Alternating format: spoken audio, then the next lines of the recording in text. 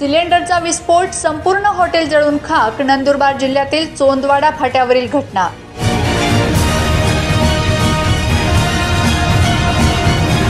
एका पाठोपाठ 2 सिलेंडर फुटल्याने उडाली हॉटेल.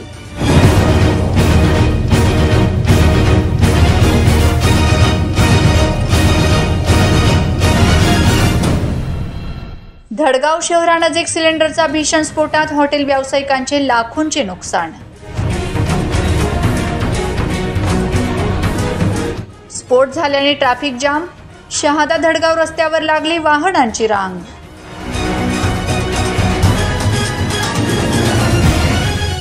धडगाव अग्निशमन दलाला पाचारण केल्यानंतर आगीवर नियंत्रण.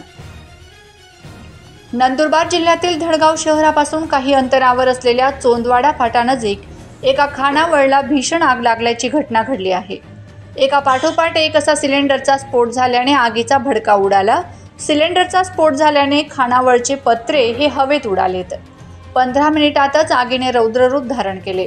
स्थानिक लोकांनी आगीवर नियंत्रण मिळवण्याचा प्रयत्न केला, मात्र तो अपयशी ठरला. अखेर धडगाव नगरपंचायतच्या अग्निशमन दलाला त्या ठिकाणी पाचारण करण्यात आले. घटनास्थळी अग्निशमन दलाने आगीवर नियंत्रण मिळवले असून या घटनेमुळे शहादा ते धडगाव या मुख्य मार्गावर वाहनांची रांग लागली होती. आग आहे लाईटमुळे साईड. तुम्ही काय करत होते? मी स्वयंपाक करून बसलो होतो खुर्चीवर इकडे बाजूमध्ये. मग त्याच्यानं जळ करून लागून गेलं हळूहळू. मग सगळं दुकान जळून. किती सिलेंडर होते?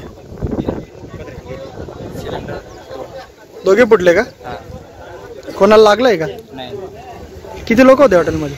हॉटेलमध्ये आम्ही 4-5 जण होतो आणि बाजूमध्ये 5-6 होते. कोणाला लागलं नाही का? नाही.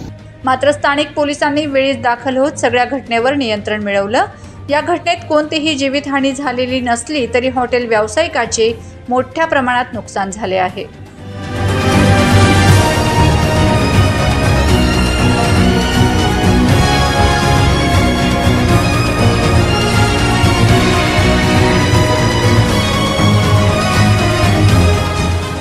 Bureau report, Navapur express news, Dhadgaon.